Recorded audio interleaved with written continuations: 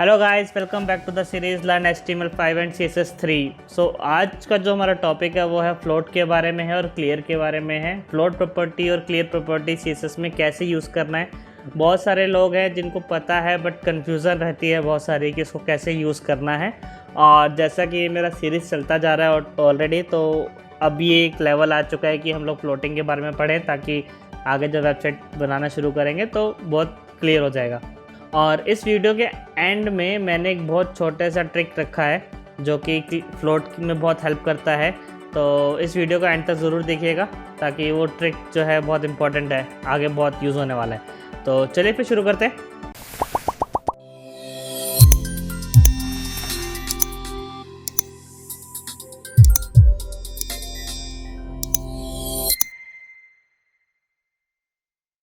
तो सबसे पहले हम लोग जान लेते हैं कि फ्लोट है क्या, फ्लोट हम लोग यूज़ क्यों करते हैं। ठीक है, तो अभी तक जो हम लोग जैसे आप HTML में देखते हैं हम लोग जो है डिव बनाते हैं, तो वो जैसे मैंने यहाँ पे ऑलरेडी कुछ डिव्स बना के रखा हुआ है मैंने यहाँ पे, राइट।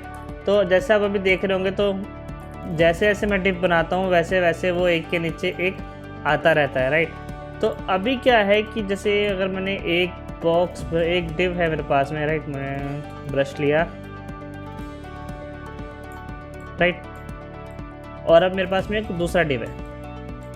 अब मुझे इस पर्टिकुलर डिव को यहाँ पर लेकर के आना है, मतलब इसके बराबर में लेकर के आना है ऐसे करके, राइट। उसके लिए जो है हमारा फ्लोटिंग यूज़ होता है, ठीक है ना, ताकि मुझे जो नीचे मेरा डिव आ रहा है उसको मुझे फ्लोट करके यहाँ पर लेकर के आना है।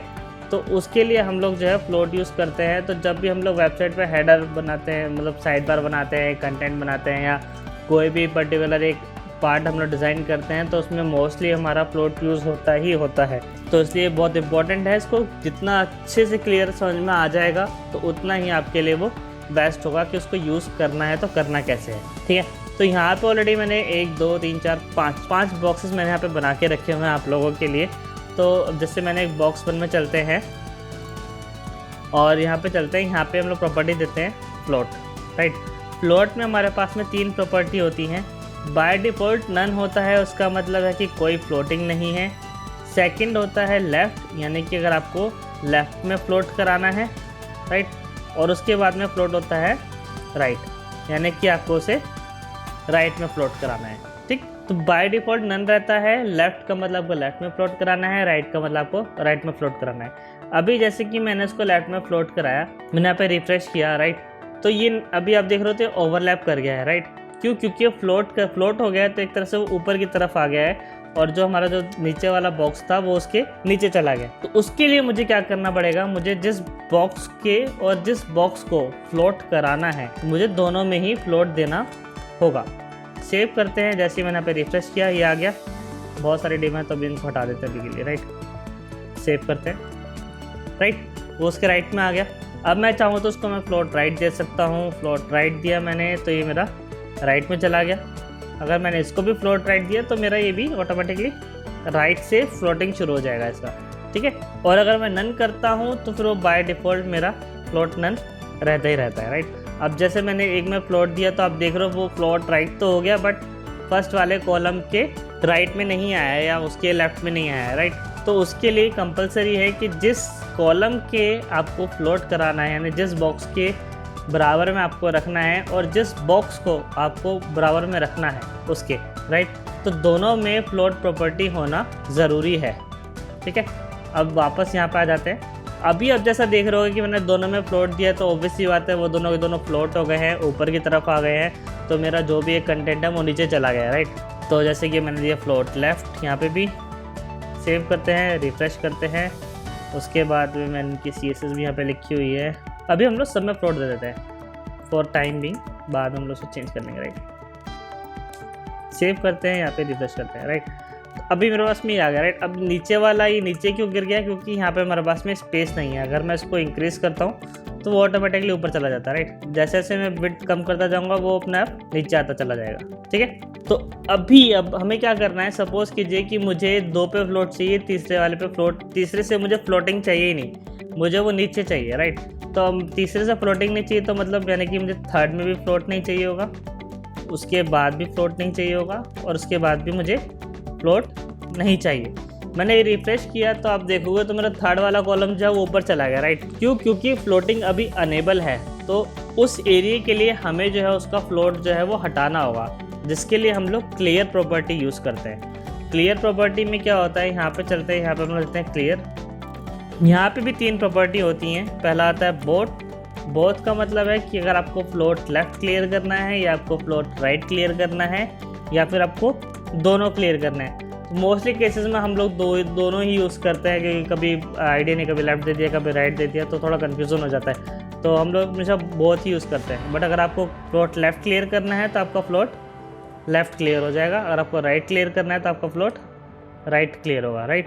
अभी आप देख रहे हो ओवरलैप हो गया क्योंकि हमारा फ्लोट राइट नहीं है। अगर जैसे ही मैं इसको फ्लोट राइट करता हूँ और फिर रिफ्रेश करता हूँ तो मेरा वो फ्लोट राइट भी क्लियर हो गया, राइट। तो क्लियर हो गया। आपको क्लियर प्रॉपर्टी को कैसे यूज़ करना है, अब जैसे कि सपोज कीजिए मैंने फिर से इसको लेफ्ट किया है यहाँ पे, राइट, और इसको मैंने दिया क्लियर बोथ अभी के लिए।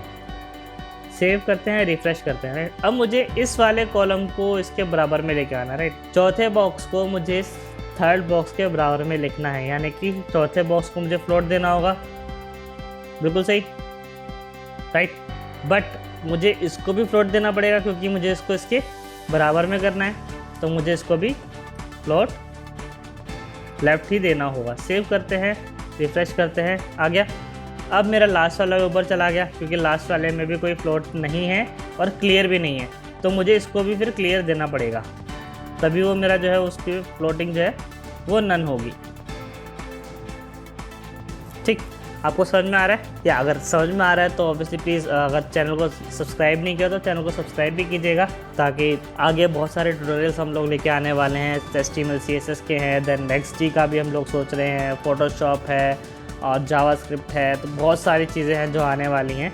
तो उसको सब्सक्राइब कीजिएगा और अपने स्किल्स को इम्प्रूव करते जाइएगा हमारे साथ में। तो और अगर आपको कुछ भी क्लियर नहीं हो रहा है या वीडियो के थ्रू क्लियर नहीं हो रहा है तो आप इंस्टा फेसबुक पे डायरेक्ट मैसेज करके पूछ सकते हैं, या फिर आप नीचे कमेंट बॉक्स में भी लिख सकते हैं, तो हम लोग जो है उसका आपको सोल्यूशन प्रोवाइड करेंगे, पूरी हेल्प करेंगे हम लोग आपकी। तो अभी आप लोगों को इतना तो क्लियर होगा कि फ्लोटिंग हमारा काम कैसे करता है, राइट। अभी तो हमने नॉर्मल बॉक्सेस में हो गया। अब हम लोग को अगर एक वेबसाइट का बेसिक स्ट्रक्चर बनाना है कि हेडर हो गया, फुटर हो गया, एक कंटेंट हो गया, राइट में साइड बार हो गया, जो कि बहुत बेसिक स्ट्रक्चर है हमारा HTML का, राइट।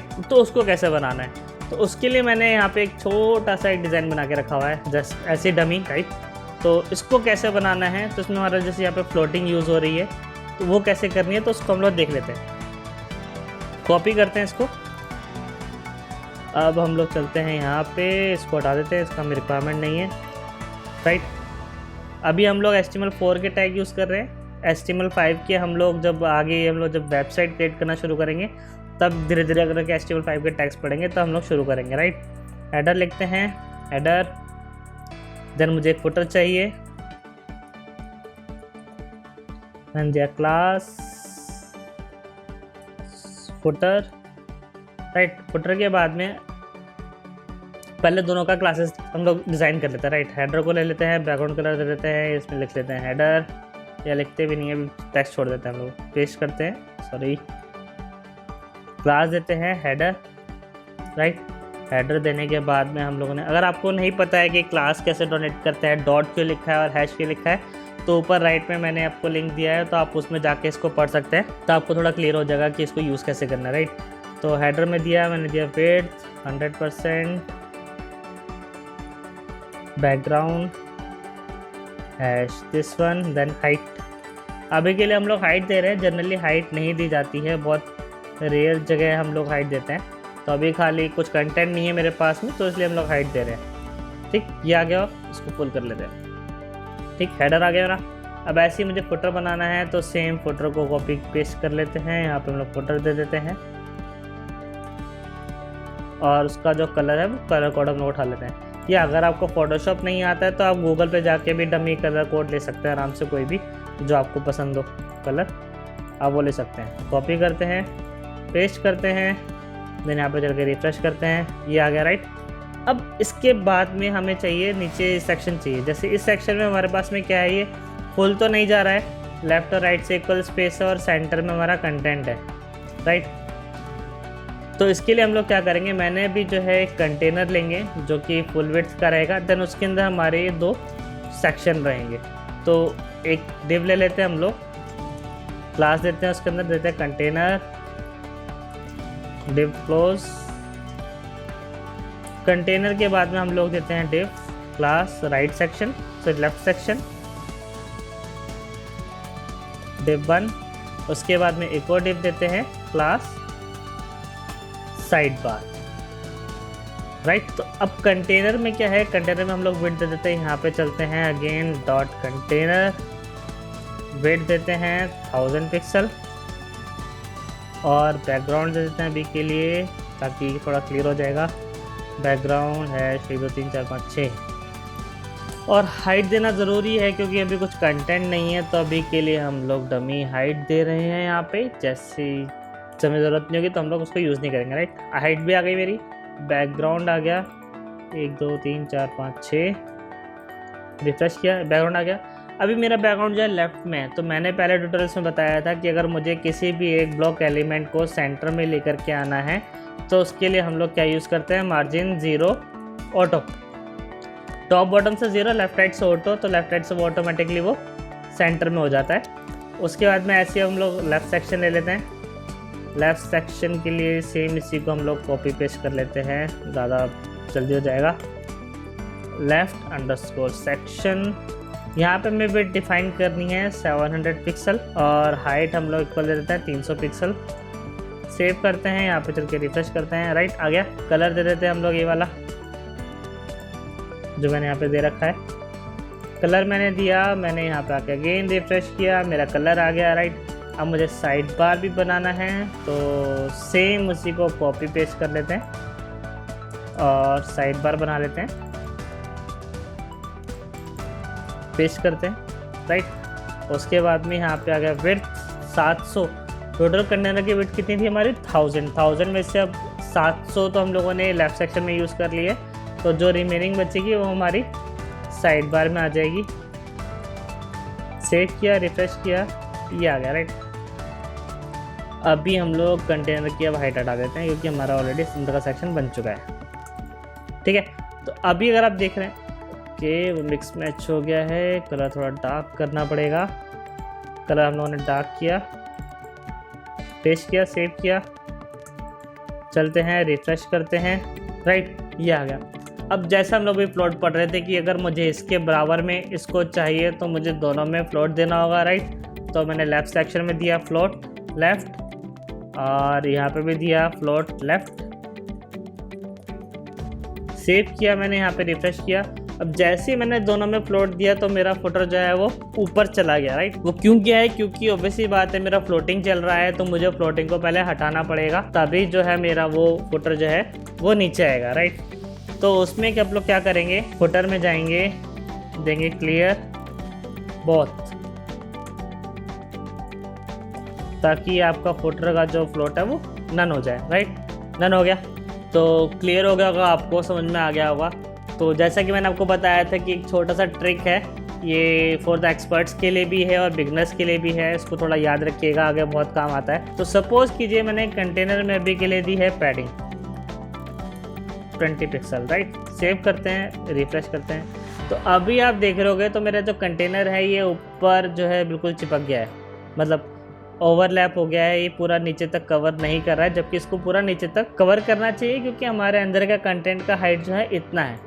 तो कई बार हम लोग क्या करते हैं, जब हम लोग वेबसाइट्स हम लोग बनाते हैं या बड़े बड़े पेजेस बनाते हैं तो हमारे पास में जब डायनामिक वेबसाइट्स बन जाती हैं तो ये बहुत इशू आता है कि ये ओवरलैप होता है, पूरा नीचे तक नहीं आ पाता है, राइट। तो जो लोग जो हैं ऑब्वियसली बात, जो लोग HTML के अंदर जा सकते हैं वो लोग HTML के अंदर, क्योंकि अगर आप कंटेनर में क्लियर देंगे तो वो काम नहीं करेगा।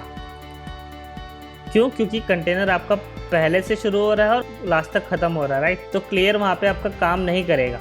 तो उसके लिए आपको क्या करना होगा, सबसे पहले कि 2 तरीके हैं यहाँ पे हमारे पास में उसको यूज़ करने के। कंटेनर में आप जाएंगे, अगर आपके पास HTML का एक्सेस है तो डिव देंगे, क्लास देंगे, क्लास हम लोग बना लेते हैं क्लियर की डिव, देन यहाँ पे चलते हैं हम लोग एक क्लास बनाते हैं डॉट क्लियर के नाम से और इसमें हम लोग देते हैं क्लियर बोथ, तो जैसे ही मैंने दिया, अब यहाँ पे क्या हुआ, मेरे 2 फ्लोट हो गए थे। इसको फ्लोट क्लियर के हुए डिप डाल के मैंने फ्लोट नन कर दिया, मैंने रिफ्रेश किया तो मेरा वो ऑटोमेटिकली वो करेक्ट हो गया, राइट। अब मुझे यहाँ पे नीचे फुटर में भी क्लियर देने की ज़रूरत नहीं है, क्योंकि मैंने क्लियर जो फ्लोट जो है वो उनका पहले ही नन कर दिया, तो ऑटोमेटिकली वो नीचे ही आएगा, राइट। उसके बाद में एक प्रॉपर्टी और है जो कि अगर आप देखेंगे यहाँ पे कि इसको हटा दें, अगर हम लोग उसको यूज़ नहीं करना चाहते हैं या हमारे पास में HTML का एक्सेस नहीं है। बहुत बार ऐसा होता है कि डायनामिक कंटेंट आता है तो हमारे पास में HTML का एक्सेस नहीं हो पाता है। उस केस में क्या करेंगे, उस केस में हम लोग क्या करेंगे, जो कंटेनर है हमारा या जो भी हमारा डिव है जो ओवरलैप नहीं हो पा रहा है, पूरा ऊपर तक जा रहा है, उसमें हम लोग देंगे ओवरफ्लो हिडन।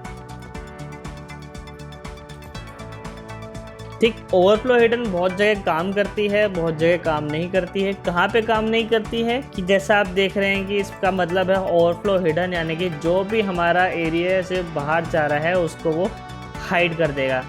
यानी कि अगर मेरे पास में कोई सेक्शन है, यानी कि अगर मेरे पास में कोई डिव है, इसके बाहर कोई कंटेंट जा रहा है या कंटेनर के बाहर कोई कंटेंट जा रहा है तो वो नहीं दिखेगा। तो ये जो ट्रिक है ये सिर्फ वहीं पे काम करेगी जहाँ पे आपका कंटेनर से बाहर आपको कुछ एरिया नहीं दिखाना है या उस पर्टिकुलर डिव से वो कुछ एरिया उसका बाहर नहीं जाएगा। तो ये बहुत हेल्पफुल है, बहुत हेल्प करती है काम करने में, ठीक है। और जैसा कि आपको बताया, मैंने यहाँ पे डिव लिखा, क्लास लिखा, क्लियर लिखा, तो बहुत सारे लोग इसको ऐसे भी यूज़ करते हैं। But when you go for the semantic HTML तो अच्छा प्रॉपर रूल होता है कि आप उसमें कोई भी टैग को आप ब्लैंक नहीं छोड़ सकते, आपको कुछ ना कुछ लिखना होगा। तो वहाँ पे ये भी काम नहीं करता है। उसके बाद में एक और तीसरा ट्रिक है जो कि बूटस्ट्रैप और बाकी सब यूज़ करते हैं। तो उसके लिए जैसे हम लोग आगे पढ़ेंगे तो फिर आपको क्लियर करूँगा, और थोड़ा सा कॉम्प्लिकेटेड हो जाता है इसके लिए, तो कुछ सूडो क्लासेस हैं वो आपको पढ़ना पड़ेगा उसके लिए। तो थोड़ा सा एडवांस के लिए होगा ट्यूटोरियल और थोड़ा सा स्टार्टिंग के लिए। तो आई होप कि आप सबको जो है ये फ्लोट और क्लियर का फंडा पूरा क्लियर हो गया होगा। कुछ भी डाउट है, कुछ भी इशू आता है तो आप नीचे कमेंट बॉक्स में या फेसबुक पे या हमारे इंस्टा पे आप डायरेक्टली हमें मैसेज करके पूछ सकते हैं, तो हम लोग जो है उसका रिप्लाई करेंगे आपको प्रॉपरली, इसको गाइडेंस देने के लिए हम लोग यहाँ पर हैं, राइट। तो अगर आपको मेरा वीडियो पसंद आया है तो उसको लाइक कीजिएगा, शेयर कीजिएगा और बाकी अपने दोस्तों यारों से भी शेयर कीजिएगा, ताकि सब लोग जो है इसको देख सकें और कुछ ना कुछ नया सीख सकें। तो चलिए फिर मिलते हैं हम लोग नेक्स्ट क्लास में।